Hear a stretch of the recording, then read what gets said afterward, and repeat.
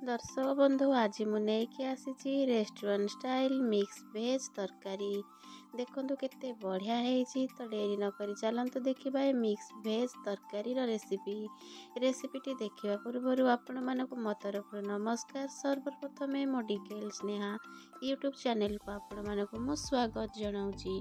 तो चलतु देखा रेसिपी। गैस ऑन करिकी कड़े मु गैस रे बसई नहीं कड़े रे हाफ कप तेल ऐड कर तेल ये गरम हो गलानी। कटा पियाज 3टी की मुझे रखी ताकू ऐड कर नेली ताकू हल्का एमती भाजी नवा। हल्का सॉफ्ट हो सारा पर पियाज कटा 2टी टमाटर को ये ऐड कर नौची ताकू मिसेकी ये भाजी नौची। ये मु 10 ରୁ 11टा काजू फाड़ काजू ताकू ऐड कर नहीं। टमाटरटा सिझापी हाफ चामच लुण ऐड करिकी ताकू भल भाव ये मिसेकी भाजी नौची। गैस फ्लेम को लो टू मीडियम करी 1 मिनिट घोड़े देती। देखंतु ये 1 मिनिट पर टमाटर पूरा सॉफ्ट हो जाइए। ये स्टेज रे आमे सब को गोटे प्लेट को बाहर कर नवा। ये सब ठंडा है पर गोटे फाइन पेस्ट आमे ताकू बनै नवा।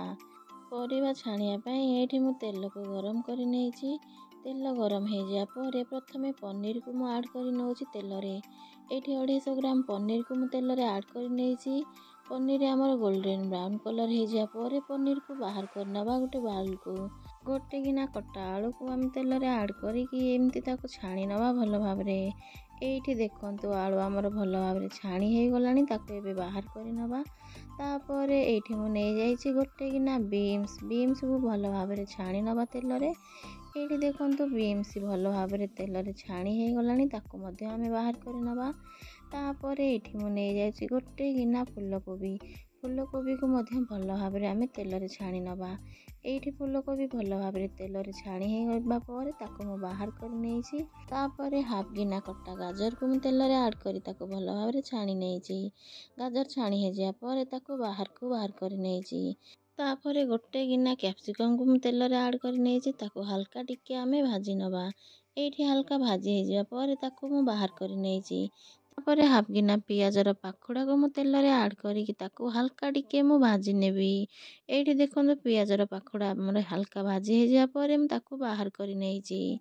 हाफ गिना ग्रीन मटर को मु तेल रे ऐड करी ताको भल भाव मु छाणी नेबी। ये ग्रीन मटर छाणी हो जा पर ग्रीन मटर को मु बाहर कर नौची। सेम कड़ाई रे गोटे कप तेल रखिकी बाकी तेल को मु बाहर कर नहीं। तेल भी गरम अच्छी गोटे चामच जीरा मु फुटई नहीं। तापर 2टी पियाज को छोट छोट काटिकी मु ऐड कर नहीं ताको हल्का टिके भाजी नवा। पियाज हल्का भाजी सारिया पर एठी अदा रसुण कंचा लंका छेचा गोटे चामच मु ऐड कर नहीं ताकू भल भाव पियाज सहित मिसई नौची मु। तापर ये मु नहीं जाइए धनिया गुंड गोटे चामच जीरा गुंड गोटे चामच नाली काश्मीरी लंका गुंड गोटे चामच हलदी गुंड गोटे चामच ए सब को भल भाव मसला सहित मिसई नवा ताकू भल भाव कषि नवा। ए स्टेज रे पियाज टमाटर काजूर पेस्ट को मु ऐड करी ताकू भल भाव मिसई नौची। देखंतु ये मसला जार को धोईकी हाफ कप पानी मु ऐड कर नहीं ताकू मध्य भल भाव एमती मिसेकी कषि नौची। 1 मिनिट घोड़े दबा मसला रू तेल छाड़िया पर्यंत। ये खाइबा चामच रे 5 चामच मु दही नहीं जाइए। तापर धनिया गुंड हाफ चामच जीरा गुंड हाफ चामच नाली काश्मीरी लंका गुंड हाफ चामच ये गरम मसला हाफ चामच। तापर ये मु नहीं जाइए गोटे चामच कस्तूरी मेथी टिके रोस्ट कर नहीं। हलदी गुंड हाफ चामच ए सब को भल भाव मु गोलैकी गोटे फाइन पेस्ट बनै नेबी दहीर। देखंतु ये दही मसला पूरा आमर रेडी हो गला। एबे देखिबा चलंतु मसला देखंतु केते बढ़िया तेल रिलीज होईची ताकू टिके एमती गोलैकी दही मसला को आमे स्टेज रे ऐड कर नवा।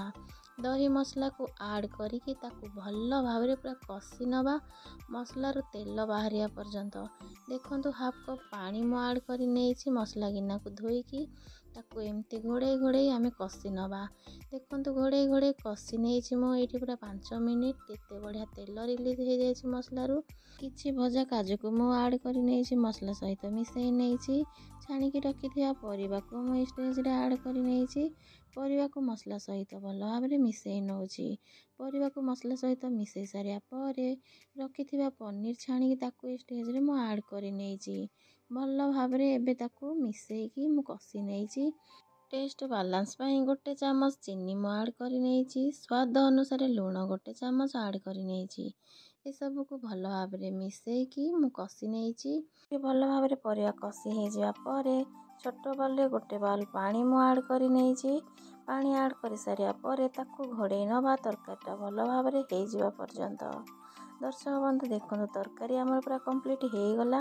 ଲାଷ୍ଟକୁ ଆମେ ଦେଇଦେବା 2 ପିସ୍ ବଟର ଆଉ କିଛି କ୍ରିମ୍। ତାକୁ ଭଲ ଭାବରେ ଗୋଳେଇ ନେବା। ଦର୍ଶକ ବନ୍ଧୁ ଆପଣମାନଙ୍କୁ କେମିତି ଲାଗିଲା? ରହୁଛି ନମସ୍କାର, ଧନ୍ୟବାଦ।